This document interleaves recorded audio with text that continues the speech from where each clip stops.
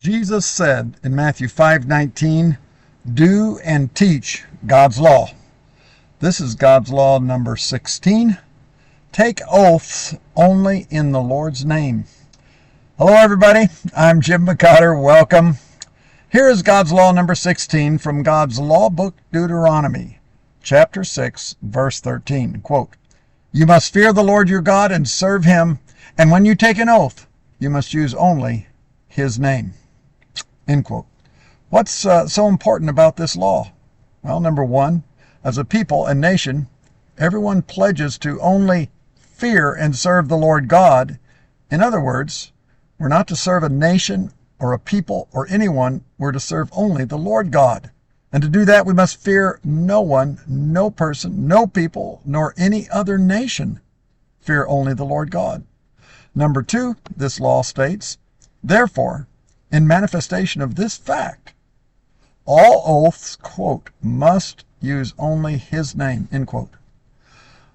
When our first president, George Washington, took his oath of office as president of the United States, he took the oath with his hand on the Bible, and upon the conclusion of his oath, he kissed the Bible, closed his eyes, and added, quote, "So help me God," end quote.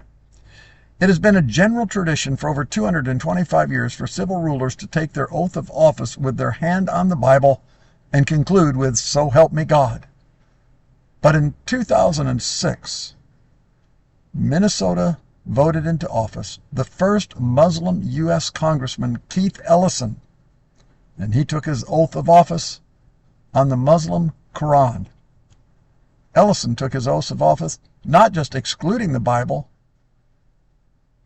or with his oath to the Lord God, but he did it with putting his hand on the Quran that defies the Lord God and worships Satan's moon god, Allah. The Constitution that permits this can never be honored by the Lord God. It is in defiance to the first of the 10 Commandments as well as this present commandment. Any Christian who thinks otherwise might want to think about what the prophet Elijah said to God's people who under their civil ruler was worshiping false gods and not following God's constitutional law.